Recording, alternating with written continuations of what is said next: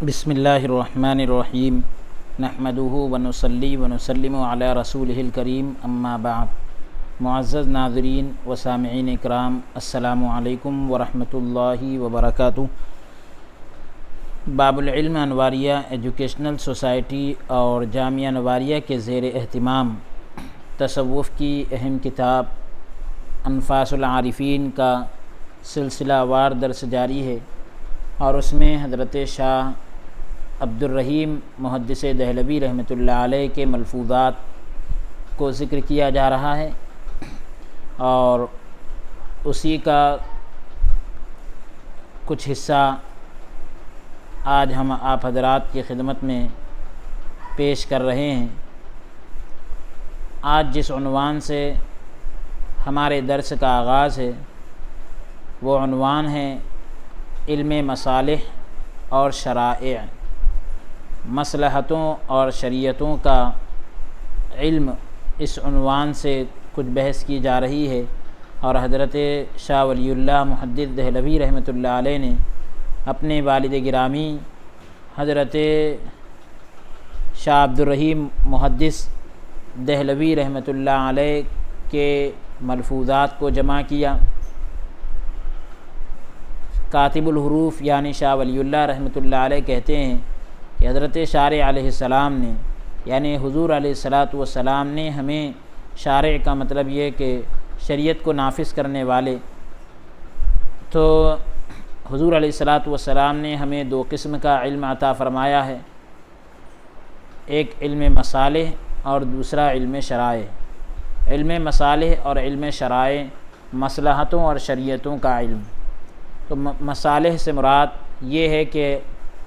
ہماری مراد یہ ہے کہ چار خصلتیں، چار عادتیں، یعنی طہارت، خشوع، سخاوت اور عدالت، یہ چار باتیں۔ نمبر 1 طہارت، نمبر 2 خشوع، نمبر 3 سخاوت، اور نمبر 4 عدالت، اور وہ تمام امور جو ان سے تعلق رکھتے ہیں۔ نیز ساتھ ہی کلمہ حق کو بلند کرنے کے لیے ملأ اعلیٰ یعنی مجلس بالا کا، اوپر والی جو مجلس ہے، اس کا ارادہ اور اشارہ، اور وہ تمام مقامات جو اس راہ سے تعلق رکھتے ہیں، اس راستے سے تعلق رکھتے ہیں، رضا الہی کا موجب بنے، اللہ کی رضا کا ذریعہ بنے، اللہ کی رضا کا سبب بنے، اللہ کی خوشنودی کا جو ہے وہ باعث بنے، سبب بنے۔ اور ان خصائل اربع، چار عادتوں یا ان سے متعلق، ابھی جو اوپر چار خصلتیں طہارت اور خشوع وغیرہ ذکر کی گئی، تو ان چاروں عادتوں یا ان سے متعلق دیگر امور کے مد مقابل، دیگر امور کے یعنی اپوزٹ اگر دیکھا جائے، خصائل اور عادات غضب الہی کا سبب بنے، یعنی مد مقابل جو خصائل اور عادتیں ہوں گی، یعنی جیسے مثال کے طور پر طہارت، تو اس کے مقابل میں نجاست، یہ جو ہے دوسری عادت آدمی جیسے خشوع ہے، تو اس کے مقابل میں اگر وہ تکبر اختیار کرتا ہے تو یہ غضب الہی کا سبب بنیں گے، حضرت یعنی خدا کے غضب کا ذریعہ بنیں گے۔ حضرت صلی اللہ علیہ وسلم نے ہر قسم کے اخلاق تامہ، پوری طریقے سے جو مکمل اخلاق ہے، اور فاضلہ، تامہ بھی اور فاضلہ بھی، یعنی مثال کے طور پر مثلا شجاعت وغیرہ کی دعوت دی، تمام بہترین جو ہے اخلاق جیسے شجاعت، بہادری وغیرہ، اس کی بھی دعوت دی، اور یہ تمام امور دراصل عقلیات کے تحت آتے ہیں۔ عقلیات کا جو عنوان ہے اس کے تحت آتے ہیں تمام معاملات، اور ہم جو ہے ان کو مصالح کے نام سے یاد کرتے ہیں، مصالح کے نام سے ہم ان کو یاد کرتے ہیں، اور شرائع سے ہماری مراد احوال و اعمال کے شرعی پیمانے، احوال اور اعمال کے جو شریعت نے پیمانے مقرر کیے ہیں، جو ناپنے کے ذرائع اور وسائل مقرر کیے ہیں، تو اس کو کہتے ہیں شرائع۔ تو نظام الاوقات اور وہ امور ہے، یعنی ٹائم ٹیبل اور وہ معاملات جو ان سے تعلق رکھتے ہیں، تو اور یہ سب کے سب بندگی محض کے ضمن میں آتے ہیں، محض اللہ کی بندگی کے ضمن میں آتے ہیں، یعنی عقل اگرچہ ان پیمانوں اور اصولوں کی خوبیوں اور خاصیتوں کو اور ان کے نازل ہونے کی وجوہات اور مصالح کو جان سکتی ہے، عقل جو ہے اگرچہ ان پیمانوں اور اصولوں کی خوبیوں کو اور خاصیتوں کو اور ان کے نازل ہونے کی وجوہات کو اور مصلحتوں کو جان سکتی ہے، مگر ان کے قائم کرنے اور ان پر کاربند ہونے کے سلسلے میں انجام اور نتیجے کو کوئی دخل نہیں ہوتا۔ ان پر پابند رہنے کے سلسلے میں انجام اور نتیجے کو کوئی دخل نہیں ہوتا کہ ملأ اعلیٰ میں ان اعمال اور احوال میں سے کون سی چیز رضا الہی کا موجب اور کون سی بات ناراضی خدا کا سبب بنے گی، یعنی اوپر والی مجلس میں جو ہے ان اعمال اور حالتوں میں سے کون سی چیز اللہ کی خوشنودی کا ذریعہ اور کون سی بات اللہ کی ناراضگی کا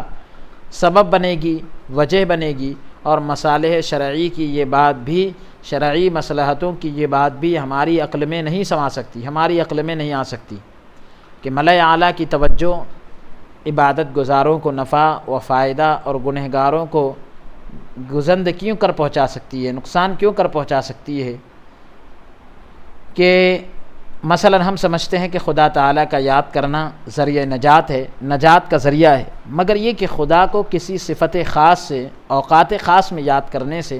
یعنی اللہ تبارک و تعالیٰ کو کسی خاص صفت کے ساتھ خاص وقت میں یاد کرنے سے فرض تو ادا ہو جائے گا، مگر ملأ اعلیٰ میں اس کے رد اور قبول کی جو حیثیت اور مقام مقرر ہے، اس کے یعنی انکار اور قبول، یعنی یہ ایک ہوتا ہے کہ بندے نے عبادت کی تو وہ عبادت قبول ہو جائے یا رد کر دی جائے، یعنی اس کو اس کے منہ پر مار دیا جائے، لوٹا دیا جائے، تو اس کی جو حیثیت اور مقام مقرر ہے، طے ہے، تو اس کا ادراک اور احاطہ ہماری عقل نہیں کر سکتی، اس کا جو ہے شمار اور اس کا گھراؤ ہماری عقلیں نہیں کر سکتی۔ میرا مذہب یہ، شاہ عبدالرحیم رحمۃ اللہ علیہ کہتے ہیں کہ میرا مذہب یہ ہے کہ یا یہ کہ حضرت شاہ ولی اللہ رحمۃ اللہ علیہ نے کہا کہ میرا مذہب یہ ہے کہ شرائع حکم شریعت کے بغیر ثابت نہیں ہو سکتی، شریعتوں کا جو معاملہ ہے تو شریعت کے حکم کے بغیر جو ہے یا یہ کہ شرائع جو ہے شریعت کے حکم کے بغیر یا شریعت کے بغیر یہ چیز ثابت نہیں ہو سکتی، اور مصالح کو ہماری عقل حضرت پیغمبر صلی اللہ علیہ وسلم کی بعثت سے قبل بھی اور اس کے بعد بھی سمجھتی رہی، مصلحت اس کو ہماری عقل بھی سمجھتی ہے، اور حضور علیہ الصلاۃ والسلام کی بعثت سے یعنی حضور علیہ الصلاۃ والسلام کے اعلان نبوت سے پہلے بھی یہ چیز سمجھی جاتی رہی ہے، لیکن شریعت کا معاملہ جو ہے یہ جب تک کہ حکم نہیں آئے گا تب تک یہ چیز سمجھ میں نہیں آئے گی، اس لیے قیاس جلی اور نص سے ثابت شدہ حکم کے مقابلے میں، یعنی جو واضح قیاس ہوتا ہے اور جو دلیل ہوتی ہے، تو اس سے ثابت ہونے والے حکم کے مقابلے میں ایسے غیر قیاسی احکام، یعنی وہ احکام کہ جو قیاس نہیں کیے گئے، تو ان کو جن کے متعلق کوئی نص بھی نہ ہو، کوئی دلیل بھی نہ ہو، حکم شرعی نہیں کہا جائے گا۔ غیر قیاسی احکام کو جن کے متعلق کوئی دلیل بھی نہ ہو تو شریعت کا حکم نہیں کہا جائے گا۔ مصالح شرعی کے ضمن میں، شرعی مصلحتوں کے ضمن میں رغبت الہی، رغبت رضائے الہی یعنی خدا کی خوشنودی کی رغبت، اور خوف غضب حق یعنی اللہ کے غضب کا ڈر، یہ اصل چیز ہوتی ہے۔ اللہ کی خوشنودی کی رغبت، اس کی دلچسپی، اور اللہ کے غضب کا ڈر، یہ اصل چیز ہوتی ہے۔ ہم جانتے ہیں کہ سونے چاندی کے برتنوں اور ریشمی لباس سے منع کرنے کا سبب ان میں موجود کراہت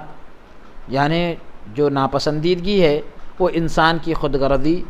خود پسندی اور اسراف ہے۔ منع کرنے کی جو وجہ ہے، ریشمی لباس پہننے سے جو منع کیا گیا، سونے چاندی کے برتنوں کے استعمال سے جو منع کیا گیا، اس میں کھانے سے منع کیا گیا، پینے سے منع کیا گیا، تو اس کی جو وجہ ہے، اس کو جو ناپسند کیا گیا، تو کہہ رہے ہیں کہ انسان کی خود غرضی، انسان جو ہے خود پسند ہو جاتا ہے، اسراف کرنے لگتا ہے۔ تو یہ اسراف ایک قسم کا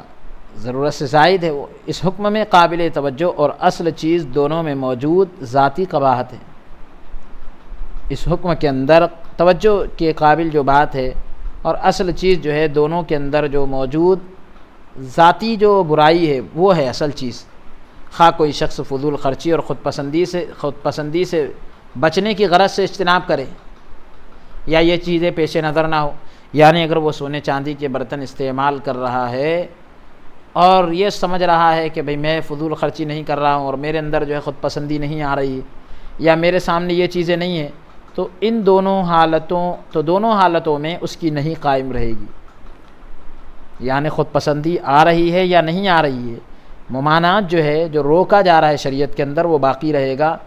یعنی یہ ہم جو ہے وجہ پیدا کر سکتے ہیں، قائم کر سکتے ہیں، لیکن شریعت نے جن باتوں سے روک دیا اس سے رکنا چاہیے، اگرچہ کہ وہ روکنے کا جو سبب ہے ہمارے اندر نہ بھی پایا جائے، اگرچہ ہمارے اندر عاجزی انکساری ہے اور ہم جو ہے اسراف کی غرض سے نہیں کر رہے ہیں، تب بھی جو ہے سونے چاندی کے برتنوں کے استعمال سے منع کیا گیا. تو یہ منع کیا جانا، یہ جو ہے یہ چیز باقی رہے گی، ممانعات باقی رہے گی. باقی رہا یاقوت اور زمرد اور قیمتی شالوں کا استعمال. یعنی اعلیٰ قسم کے جو ہیرے ہوتے ہیں، موتی ہوتے ہیں، اور ایک سے ایک اعلیٰ قسم کی جو شال ہوتی ہے جو ہم سردی کے اندر استعمال کرتے ہیں، اوڑھتے ہیں، جسم پر ڈالتے ہیں، تو اس طرح سے ان کا استعمال، قیمتی شالوں کا استعمال، تو ان میں اگرچہ حریر اور طلا سے زیادہ خود پسندی اور عجب کا اظہار کیوں نہ ہو، یعنی اگرچہ کہ ریشم سے زیادہ اور دیگر چیزوں، ممنوع چیزوں سے زیادہ جو ہے اس میں جو ہے خود پسندی اور جو ہے غرور کا اظہار کیوں نہ ہو، مگر چونکہ ان کے لیے ذاتی قباحت کی طرف شارع علیہ السلام نے کوئی اشارہ نہیں کیا. یعنی ذاتی ان کے اندر جو قباحت اور برائی ہے اس کی طرف حضور علیہ السلام نے کوئی اشارہ نہیں کیا. اس لیے اگر کوئی شخص ذاتی مفاد اور خود پسندی کی نیت سے انہیں استعمال کرے تو قباحت اور ضرر پایا جائے گا. یعنی خود کے فائدے کے لیے اور خود پسندی کے لیے جو ہے ذاتی مفاد جو ہے اس میں اگر پوشیدہ ہو اور خود پسندی کی نیت ہو، آدمی جو ہے خود کو اچھا سمجھ رہا ہو، تو اس نیت سے اگر استعمال کرے تو ظاہر سی بات ہے کہ اس میں برائی ہے اور نقصان ضرور ہوگا. بصورت دیگر ان کے استعمال میں کوئی حرج نہیں. یعنی دوسری صورت میں کہ اگر خود پسندی نہیں ہے، ذاتی مفاد وغیرہ نہیں ہے، تو اب ایسی چیزوں کے استعمال کرنے میں، یعنی شال، قیمتی شال جو ہوتی ہے اس کے استعمال کرنے میں کوئی حرج نہیں. اس علم و عقیدے کو قبول کرنا چاہیے.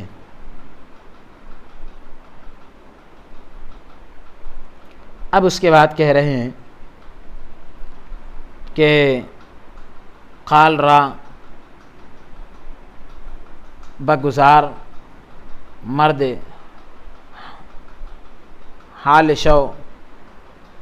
یہ عنوان قائم کر رہے ہیں، فارسی کا یہ لفظ ہے. یہ غالباً مولانا روم رحمۃ اللہ علیہ کی مثنوی کا ہے، کہ جس کے کا مطلب یہ آتا ہے کہ اس کے آگے اور ایک لفظ آتا ہے، پیش مرد کامل پامال شو، یعنی قیل اور قال، اور محض الفاظ، یعنی صرف باتوں کو مقصد مت بناؤ، الفاظ کو مقصد مت بناؤ، بلکہ ان الفاظ کے معانی اور حقائق یعنی حقیقتوں کا پتہ لگانے کے لیے صاحب حال بنو. صاحب حال بنو، یعنی صرف صاحب قال ہی نہ رہو. اور صاحب حال بننے کا طریقہ یہ ہے کہ کسی مرد کامل کے پاؤں کے نیچے اپنے نفس کو رکھ دو، یعنی دل سے اس کے تابعدار بن جاؤ. تو اس طرح سے جو ہے یہ عنوان حضرت شاہ ولی اللہ محدث دہلوی رحمۃ اللہ علیہ نے قائم کیا، اور اس کے تحت جو ہے آپ وہی باتیں ذکر کریں گے. حضرت شاہ عبد الرحیم رحمۃ اللہ علیہ کے ملفوظات کو ذکر کیا جا رہا ہے. فرمایا شاہ عبد الرحیم محدث دہلوی رحمۃ اللہ علیہ نے کہ خواجہ خرد نے مجھے وصیت کی تھی کہ درس و تدریس یعنی پڑھنے پڑھانے اور غیر ضروری کتابوں اور کہانیوں سے اپنے آپ کو دور رکھنا، یعنی ایسی کتابیں جو بالکل ضروری نہ ہو، اور کہانیوں کی باتوں سے اپنے آپ کو، قصہ کہانیوں سے دور رکھنا. سچ تو یہ ہے کہ جب تک ان چیزوں میں محو رہا، ڈوبا رہا، میں مست رہا، جب تک ان چیزوں کے اندر اس نسبت روحانی کے عجیب و غریب آثار مجھ پر ظاہر نہ ہوئے. یعنی میں جب تک پڑھنے پڑھانے اور غیر ضروری کتابوں میں، کہانیوں میں لگا رہا، تو اس نسبت روحانی کے عجیب و غریب آثار مجھ پر ظاہر نہ ہوئے. کچھ یاد پڑتا ہے کہ کسی شخص نے حضرت والا سے، شاہ عبد الرحیم رحمۃ اللہ علیہ سے سوال کیا کہ حضرت شیخ ابو الفتح اور مخدومی شیخ محمد قدس اللہ اسرارہما، ان کی نسبتوں میں کیا فرق ہے؟ تو فرمایا شیخ ابو الفتح کو نسبت عشق حاصل تھی اور حضرت مخدوم نسبت شہود رکھتے تھے۔ ایک کو جو ہے نسبت عشق حاصل تھی اور ایک کو نسبت حضور شہود یعنی دیدار والی جو موجود ہونے والی جو نسبت حاصل ہوتی ہے تو وہ حاصل تھی۔ اب اس کے بعد عنوان قائم کر رہے ہیں حقیقت کیمیا۔ کیمیا ایک فن ہوتا ہے کہ جس سے مٹی کو بھی سونا بنایا جا سکتا ہے۔ تو بہرحال یہ کہ فرمایا کہ شیخ ملک یار پران اہل بیت نبوی کی نسبت سے شیخ ملک یار یہ جو ہے اہل بیت نبوی کی نسبت سے مناسبت کامل رکھتے تھے، مکمل نسبت رکھتے تھے۔ تو انہوں نے فرمایا کہ ایک شخص نے مخدومی اخوی شیخ ابو الرضا تو قدس سرہ کی خدمت میں خط لکھا کہ جس میں سلوک راہ اور حقیقت کیمیا کے وجود یا عدم کے بارے میں سوال کیا۔ سلوک راہ یعنی جو اس راہ کا جو سلوک ہوتا ہے، معاملہ ہوتا ہے سلوک کا، اور کیمیا کی جو حقیقت ہوتی ہے، یا یہ کہ راہ سلوک کے بارے میں پوچھا اور کیمیا کی حقیقت کے وجود یا عدم کے بارے میں سوال کر لیا کہ کیمیا ہے یا نہیں ہے، اس کے بارے میں سوال کیا۔ تو آپ نے جواب کے لیے خط مجھے دیا تو میں نے اسے لکھا۔ حضرت شاہ عبد الرحیم رحمۃ اللہ علیہ نے خط جو ہے جوابی خط لکھنے کے لیے شاہ ولی اللہ محدث دہلوی رحمۃ اللہ علیہ کو دیا، تو میں نے اسے لکھا کہ یا یہ کہ مخدومی شیخ ابو الرضا کی خدمت میں جو ہے خط لکھا تھا ایک شخص نے، تو جواب لکھنے کے لیے انہوں نے جو ہے شاہ عبد الرحیم محدث دہلوی رحمۃ اللہ علیہ کو دیا، تو آپ نے جو ہے جواب کے لیے خط مجھے دیا، یعنی شاہ عبد الرحیم رحمۃ اللہ علیہ کو دیا، تو میں نے اسے لکھا اذا تزوجت الاجساد، یعنی یہ کہ جب اجزائے مادی یکجان ہو جائے، مادی اجزاء ایک جان ہو جائے اور ارواح وجود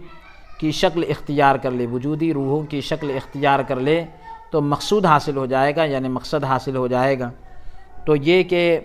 مادی اجزاء کا ایک جان ہونا ضروری ہے اور جو ہے ارواح وجود کی جو ہے شکل اختیار کر لے، اس کا مجسمہ بن جائے، تو پھر مقصد حاصل ہو جاتا ہے۔ اب اس کے بعد عنوان قائم کر رہے ہیں زندگی گزارنے کا گر،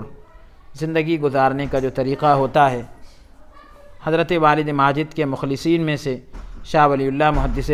شاہ عبد الرحیم محدث دہلوی رحمۃ اللہ علیہ کے دوستوں میں سے ایک نے سوال کیا کہ لوگوں میں زندگی کیسے گزارنی چاہیے، لوگوں میں زندگی کیسے گزارنی چاہیے، لوگوں میں رہ کر کیسے رہنا چاہیے؟ تو آپ نے فرمایا کن فی الناس کاحد من الناس، لوگوں میں ان جیسا ہو کر رہیں، جیسے لوگ رہتے ہیں ویسا تو بھی ان کے جیسا ہو کر رہیں۔ پھر پوچھا حق سبحانہ و تعالیٰ تک پہنچنے کا راستہ کیا ہے؟ فرمایا رجال لا تلہیہم تجارۃ ولا بیع عن ذکر اللہ، یہ سورہ نور کی آیت مبارکہ ہے کہ خدا کو پانے والے وہ مردان راہ خدا ہیں، یعنی خدا کی راہ کے مسافر ہیں کہ جنہیں کاروبار اور مفادات، ان کے ذاتی فائدے جو ہے ذکر خدا سے نہیں روکتے، کاروبار وغیرہ تجارت کوئی چیز ان کو خدا کے ذکر سے نہیں روکتی۔ اب اس کے بعد یہ کہ زندگی گزارنے کا یہی طریقہ ہے کہ اللہ کو یاد کیا جائے اور اللہ تبارک و تعالیٰ کی یاد سے غافل نہ رہے، کام کاج بھی کرتا رہے، لیکن یہ کام کاج جو ہے اللہ کی یاد کے مقابل میں آڑ نہ بن جائیں، رکاوٹ نہ بن جائیں۔ اب اس کے بعد عنوان قائم کر رہے ہیں عدل و انصاف۔ ایک دفعہ حضرت والد ماجد سفر میں تھے، شاہ عبد الرحیم رحمۃ اللہ علیہ سفر میں تھے، تو آپ کے ساتھی بہلی پر جو جانور جس کو لے کر چلتے ہیں جو گاڑی کو، تو وہ گاڑی پر جو ہے باری باری سوار ہوتے تھے۔ دوران سفر کچھ دوست جو ہے اپنی باری سے زیادہ سوار ہوئے، تو حضرت والا نے فرمایا بہلی کے سواروں سے پوچھو، گاڑی کے سواروں سے پوچھو کہ آیہ کریمہ اعدلوا هو اقرب للتقوی، یعنی انصاف کرو، یہی تقوی کے زیادہ قریب ہے، تو یہ آیت کون سے پارے میں؟ تو یاران جماعت میں سے شیخ بدر الحق نے اشارہ سمجھ لیا اور بہلی سے نیچے اتر کر کہنے لگے کہ حضرت یہ آیت پارہ یعتذرون میں ہے،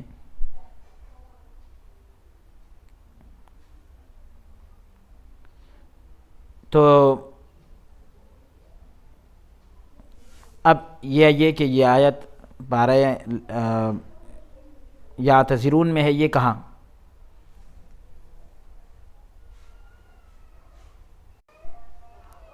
اب یہ کتاب سے جو ہے، یہ کتاب کا جو ترجمہ ہے یہ ہم آپ حضرات کی خدمت میں پیش کر رہے ہیں۔ تو اب حالانکہ یہ آیت سورہ مائدہ کی ہے اور سورہ مائدہ جو ہے 6 پارے کے اندر ہے، تو ہو سکتا ہے کہ کچھ کتابت کی غلطی ہو یا اس کا مقصد کچھ اور ہو۔ حقیقت حال سے اللہ رب العالمین خوب واقف ہے، لیکن یہ جو آیت کریمہ ہے یہ سورہ پارہ نمبر 6 ہے اور سورہ مائدہ کی آیت ہے۔ تو اب اہل اللہ جو ہے کسی اور چیز کی طرف اشارہ کر رہے ہوں، وہ حضرات نے جو ہے اس کو لکھا ہے، لہذا ہم نے جو ہے دونوں چیزیں آپ حضرات کی خدمت میں پیش کر دی کہ جو ترجمہ یہاں پر لکھا ہے اس کے اعتبار سے تو یہی لکھا ہے کہ یہ آیت پارہ یعتذرون میں ہے، اور اس کے اندر بین السطور یعنی قوسین میں یہ بھی لکھ دیا گیا کہ پارہ نمبر 6 سورہ مائدہ، آیت نمبر بھی لکھ دیا گیا، ساری چیزیں لکھ دی گئی۔ اب اس کے بعد عنوان قائم کر رہے ہیں، بایت کے ہر جا روی طالب مرد شوی۔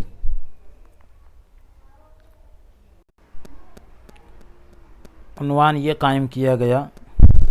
کہ تم جہاں بھی جاؤ سب سے پہلے اہل اللہ کی تلاش کرو، اللہ والوں کی تلاش کرو، کسی بھی راستے پر جاؤ، کسی بھی سفر میں جاؤ، کہیں بھی جاؤ، اللہ والوں کی تلاش کرو۔ اللہ کے مقبول بندوں کے ذریعے سے اللہ تبارک و تعالی تک رسائی حاصل ہوگی، پہنچنے کا جو ہے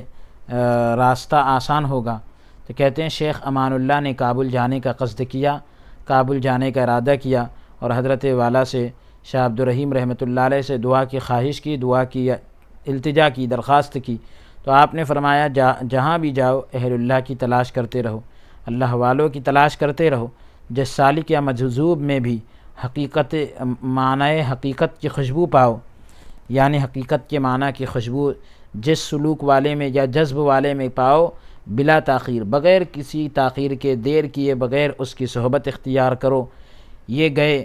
اور آپ کے فرمان پر عمل کرتے رہے۔ شیخ جو ہے امان اللہ جو ہے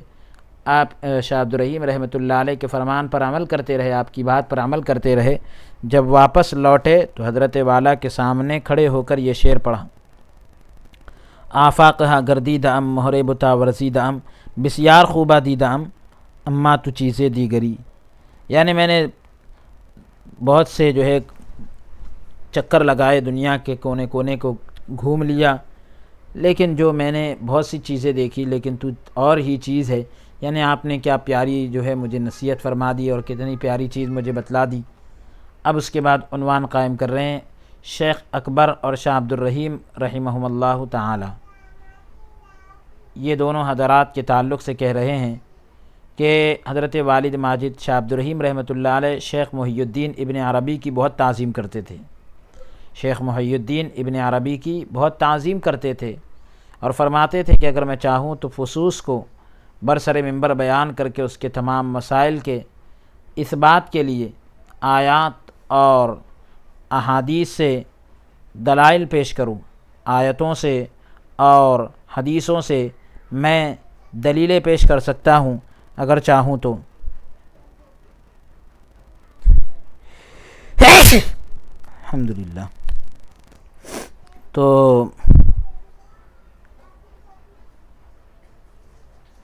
آپ نے یہ کہہ دیا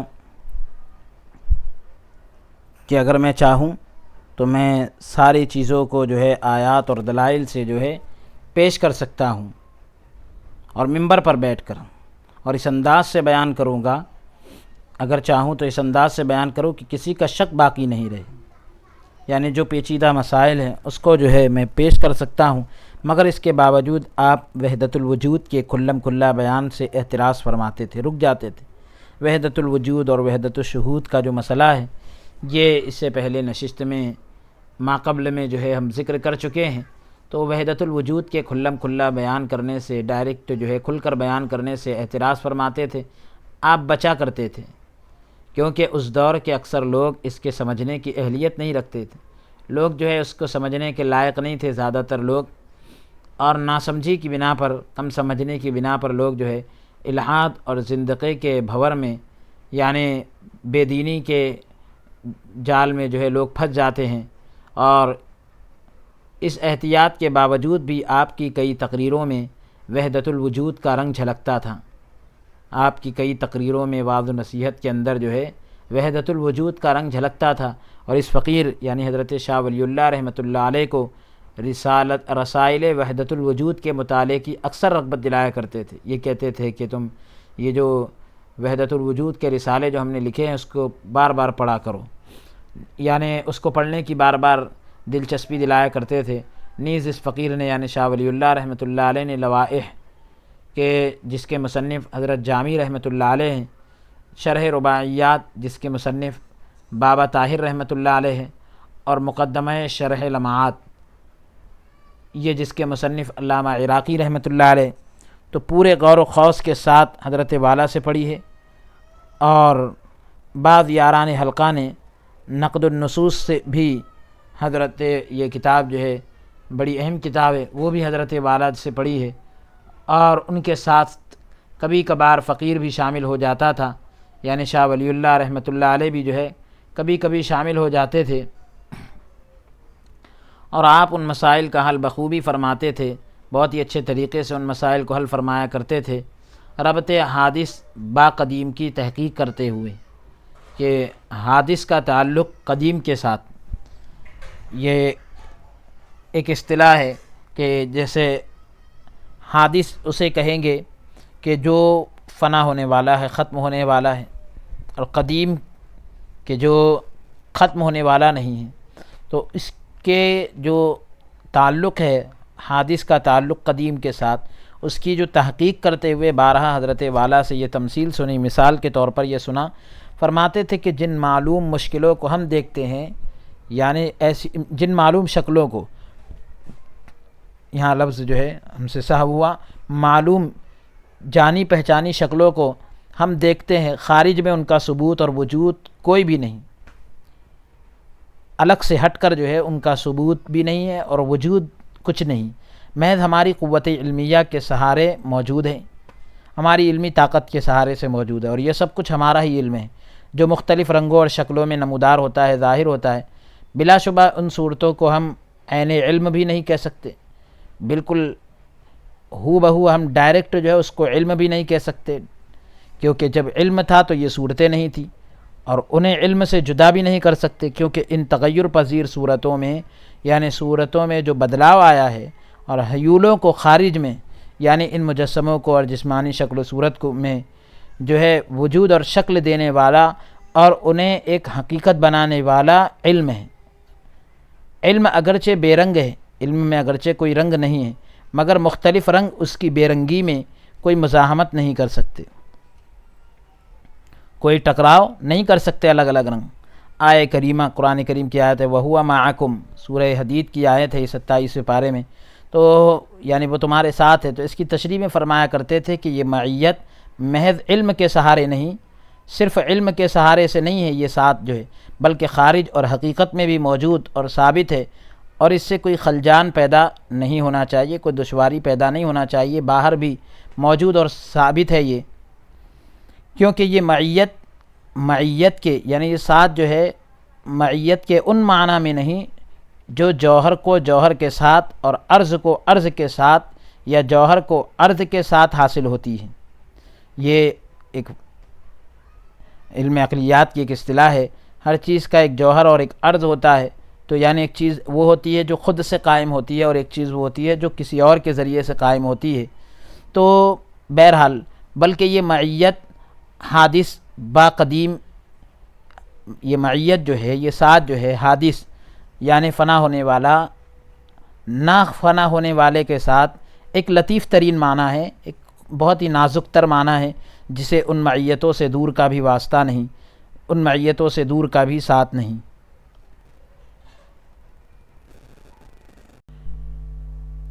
اب اس کے بعد عنوان قائم کر رہے ہیں وَهُوَ مَعَكُمْ کی عالمانہ تشریح۔ قرآن کریم کی آیت کا ایک جز ہے، تو ابھی سورہ حدید کی اس ایک آیت مبارکہ کا ایک جز آپ کے سامنے تلاوت کیا گیا تھا، جس کے معنی یہ ذکر کیے گئے تھے کہ وہ تمہارے ساتھ ہیں۔ تو اس کی علمی تشریح جو ہے ذکر کر رہے ہیں۔ فرمایا کہ ہر وضاحت کو ذکر کر رہے ہیں۔ فرمایا شاہ عبدالرحیم محدث دہلوی رحمۃ اللہ علیہ نے فرمایا کہ ہر شخص اپنی استعداد کے مطابق، ہر شخص جو ہے اپنی طاقت اور صلاحیت کے مطابق معیت کے مسئلے سے لطف اٹھایا ہے۔ ہر شخص نے اپنی صلاحیت کے مطابق معیت کا جو مسئلہ ہے، اللہ کی معیت کا، اللہ کے ساتھ ہونے کا جو مسئلہ ہے، اس سے لطف اٹھایا ہے۔ ایک گروہ نے یہ سمجھ لیا ہے کہ حق سبحانہ و تعالی اپنے علم اور قدرت اور سمع و بصر، اپنے علم قدرت سمع اور بصر کے ساتھ ہمیں محیط ہے۔ اللہ تبارک و تعالی جو ہے سماعت کے ساتھ، بصارت کے ساتھ ہمارا احاطہ کیے ہوئے ہے، جیسا کہ فرمایا ما یکون من نجوی ثلاثۃ، تو یہ 28 پارے کی سورہ مجادلہ کی آیت ہے۔ تو ایک گروہ نے بچشم عیاں اپنے یعنی کھلم کھلا آنکھوں سے یہ دیکھ لیا، دیکھ کر کہا کہ ہر فعل اور انفعال، یعنی کوئی کام اور کام کرنے کی صلاحیت کو قبول کرنا، اور ہر حرکت اور صفت جو عالم میں ظاہر ہوتی ہے تو حضرت حق سبحانہ و تعالی سے، ہر چیز کی حرکت اور ہر صفت جو عالم میں ظاہر ہوتی ہے وہ اللہ تعالیٰ کی طرف سے ہے، جیسا کہ فرمایا قل کل من عند اللہ۔ یہ سورہ نساء کی آیت مبارکہ ہے، پارہ نمبر 5، کہ ہر چیز، اے محبوب صلی اللہ علیہ وسلم آپ فرما دیجئے کہ سب کچھ اللہ کی جانب سے ہے۔ وما بکم من نعمت فمن اللہ، یہ 14ویں پارے کی سورہ نحل کی آیت ہے۔ تو ایک جماعت، یعنی یہ کہ تم کو جو بھی نعمت ملتی ہے وہ اللہ کی جانب سے ہے، تو ایک جماعت نے مشاہدہ کیا، یہ دیکھا کہ جو کچھ بھی ہے وہی ہے، غیر تو ہے ہی نہیں، جیسا کہ فرمایا کل شیء ہالک الا وجہ، اللہ کے سوا کچھ ہے ہی نہیں، ہر چیز جو ہے ہلاک ہونے والی ہے، اس کی ذات کے سوا جو بھی ہے وہ سب کچھ ہلاک ہونے والا ہے۔ فرمایا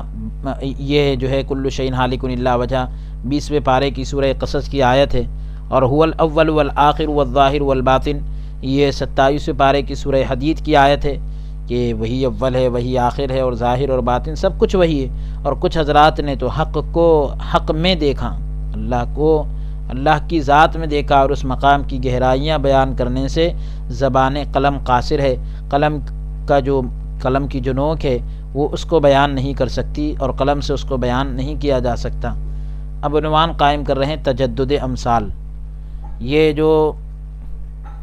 مثال کی جمع ہے امثال، اور اس تجدد کے معنی آتے ہیں نیا ہونا، تازہ ہونا۔ تو تجدد امثال کی بات چل نکلی، نئی مثالوں کی جب بات چل پڑی تو آپ نے عجیب تقریر بیان فرمائی، ایک عجیب جو ہے وضاحت کیا آپ نے، مگر چونکہ میں اس وقت بہت کم سن تھا، میری عمر اس وقت بہت کم تھی، اس لیے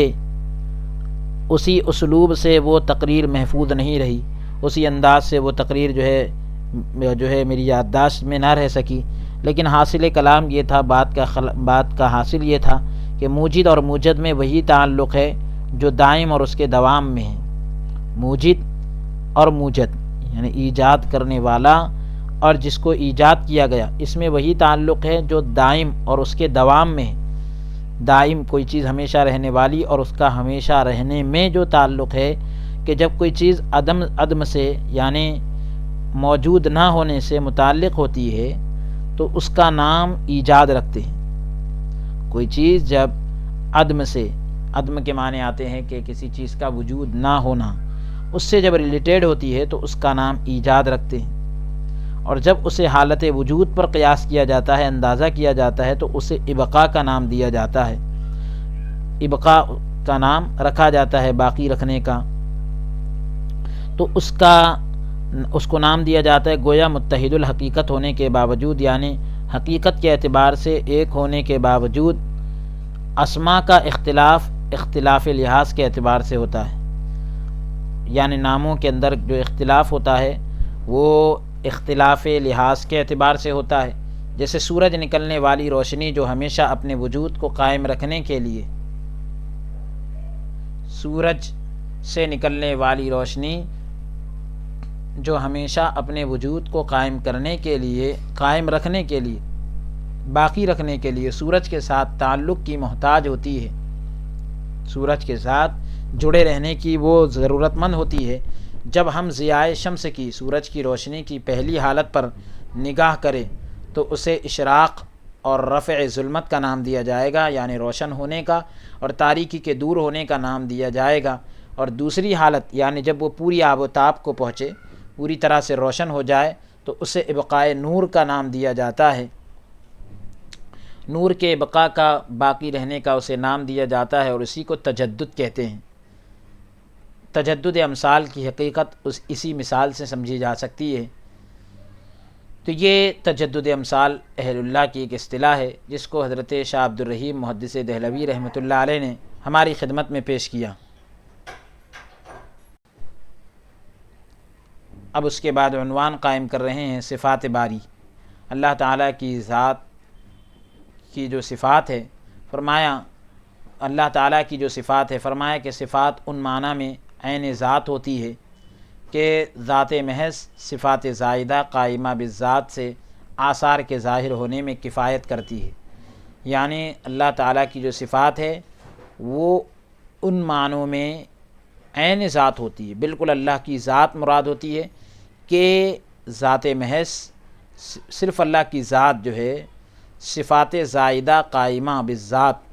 یعنی ایسی صفات جو زائد ہے اور اس کی ذات سے قائم ہے، تو اس سے جو ہے آثار کے ظاہر ہونے یعنی علامتوں کے ظاہر ہونے میں کفایت کرتی ہے، یعنی کافی ہو جاتی ہے یا کافی قرار دیتی ہے۔ تو اب کہہ رہے ہیں حسن ذاتی اور قبح نسبتی،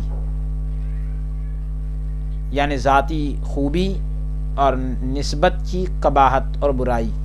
فرمایا جو کچھ اس عالم میں ہے حسن ذاتی ہے اور قبح نسبتی رکھتا ہے، تو یعنی نسبت کے اعتبار سے کچھ خرابی ہو لیکن ذاتی اعتبار سے ہر ایک چیز اچھی ہے، عمدہ ہے، خوب ہے۔ اس سلسلے میں بہت سی مثالیں پیش فرمایا کرتے تھے، مثلا تلوار کی تیزی فی نفسی ہی ایک خوبی ہے، تلوار کا تیز ہونا یہ بذات خود ایک اچھی چیز ہے جو فولاد کے کمال کا اثر ہے، فولاد کے کمال کا اثر ہے۔ فولاد جو ہوتا ہے جس سے تلوار تیار ہوتی ہے، مضبوط قسم کا جو ہوتا ہے، اس کے بھرپور ہونے کا ایک اثر ہے، مگر ایک مظلوم شخص کو موت کے گھاٹ اتارنے کی وجہ سے تلوار کی یہ خوبی قبیح نظر آتی ہے۔ یہ تلوار تو اس میں جو تیزی ہے وہ بہت اچھی چیز ہے، لیکن جب کسی کو جو ہے ناحق جو ہے کسی شخص کو جو ہے کسی مظلوم کو کسی آدمی پر ظلم کر کے جو ہے اس کو موت کے گھاٹ اتارنے کی وجہ سے تلوار کی یہ خوبی اچھی نہیں لگتی۔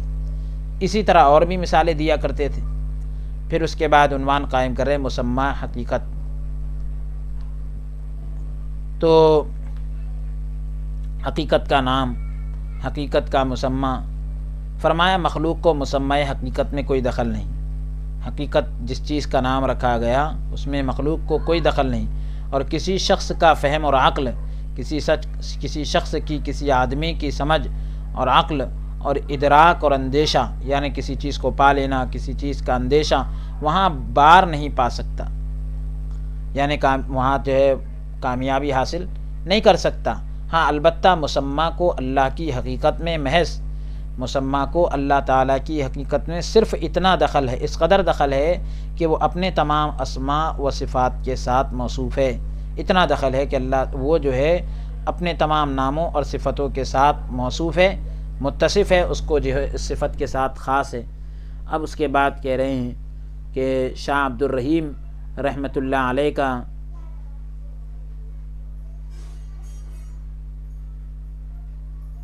ہندی دوہا، تو دوہا یہ جو ہے ایک یوں کہہ لیجیے آپ کے جیسے اردو کے اندر اقسام ہوتی ہے تو ہندی کے اندر بھی ایسے دوہے لکھے جاتے تھے، تو جیسے اردو میں نظم وغیرہ ہوتی ہے اور اسی طریقے سے بہت سی شاعری کی قسم ہوتی ہے۔ تو ایک دن اس فقیر نے ہندی کا یہ دوہا، یعنی شاہ ولی اللہ محدث دہلوی رحمۃ اللہ علیہ نے جو ہے ہندی کا یہ لکھا ہوا جو دوہا ہے، مصرع کہہ لیجیے آپ، جو بھی کہہ لیجیے، تو یہ تھا کہ یہ جملہ ہندی کا یہ جو جملہ تھا، جب جیو نہ تھا تب پیو نہ تھا، اب پیو ہے جیو ناتھ، رحیم پیاسو یوں ملے جوں بوند سمندر ناتھ۔ تو حضرت والا کے مجموعے خاص مجموعہ جو تھا اس میں جو ہے ان کے ہاتھ سے لکھا ہوا میں نے یہ دیکھا، شاہ ولی اللہ محدث دہلوی رحمۃ اللہ علیہ نے شاہ عبد الرحیم رحمۃ اللہ علیہ کے ہاتھ کا لکھا ہوا یہ دوہا ہندی کا یہ جملہ لکھا ہوا دیکھا۔ تو آپ چونکہ ایسی باتیں بہت کم بیان کرتے تھے، لہذا مجھے تعجب ہوا اور حضرت والا سے پوچھا، اپنے والد شاہ عبد الرحیم رحمۃ اللہ علیہ سے پوچھا کہ یہ دوہا حضرت نے نظم فرمایا ہے یا کسی اور نے؟ تو فرمایا کہ یہ شعر میرا ہے اور میرے ہی ہاتھ کا لکھا ہوا ہے۔ تو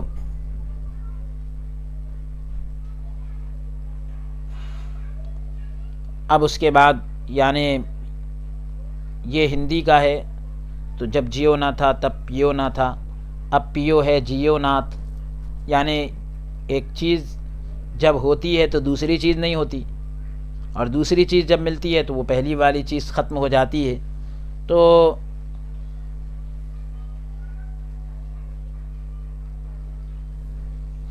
اب یہ کہ اللہ تعالیٰ کی ذات کو پانے کے لیے اللہ کی جو ذات کی پیاس جو ہے پیدا کرنا پڑتی ہے، اس کی تڑپ پیدا کرنا پڑتی ہے۔ اور اس کے بعد عنوان قائم کر رہے ہیں لطائف ستہ اور ان کے مقامات، جو 6 لطائف ہوتے ہیں، دل کے جو لطائف ہوتے ہیں، تو ان کے مقامات کو بھی ذکر کر رہے ہیں۔ اصل جو ہے متن میں لطائف ستہ مرقوم ہے، لکھا ہوا ہے میرے پاس، یعنی جو لکھنے والے مترجم ہیں، ترجمہ کرنے والے ہیں، وہ کہہ رہے ہیں کہ میرے پاس 3 مختلف نسخے، الگ الگ نسخے موجود ہیں، سب میں اسی طرح ہے، میں نے لطائف ستہ سمجھ کر ترجمہ کیا ہے۔ تو بہرحال ایک دن یہ ذکر چلا کہ لطائف ستہ کیا ہیں، اور دور آخر کے صوفیہ نے ان کے لیے کون کون سی جگہیں معین کی ہے، طے کی ہے۔ تو حضرت والا نے فرمایا کہ کاغذ اور قلم اور دوات لاؤ۔ جب میں لایا تو آپ نے ایک دائرہ بنا کر فرمایا، گول دائرہ جو ہے نشان بنا کر آپ نے کہا کہ یہ قلب ہے، یہ جو ہے دل ہے۔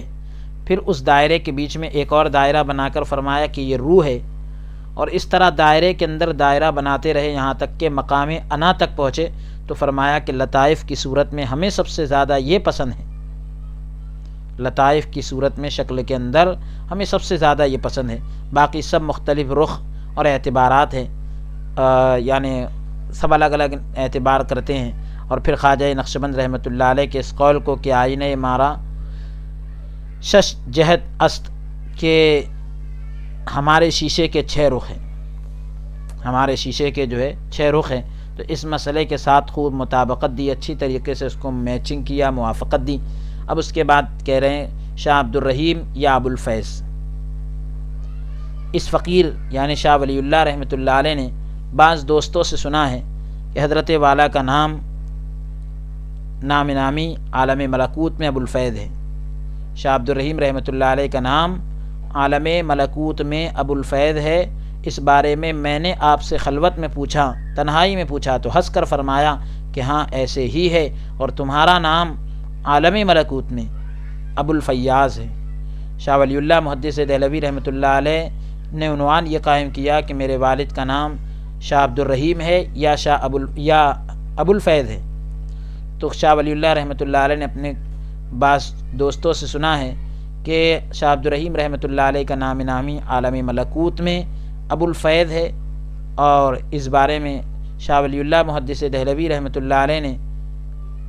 اپنے والد سے تنہائی میں پوچھا تو ہنس کر فرمایا کہ ہاں ایسا ہی ہے، میرا نام ابو الفیض ہی ہے عالم ملکوت میں، اور تمہارا نام یعنی شاہ ولی اللہ رحمۃ اللہ علیہ کا نام عالم ملکوت میں ابو الفیاض ہے۔ عالم دنیا میں ان کا نام شاہ ولی اللہ ہے اور ان کے والد کا نام شاہ عبد الرحیم ہے، لیکن عالم ملکوت کے اندر آپ اس سے پہلے سن چکے ہیں کہ عالم کی کئی اقسام ہیں، عالم لاہوت ہے، عالم ملکوت ہے، عالم جبروت ہے۔ تو اس طریقے سے یہ عالم کے اندر جو ہے عالم ملکوت اور عالم جبروت، تو اس طریقے سے جو عالم ہے اس میں جو ہے حضرت کا نام عالم ملکوت کے اندر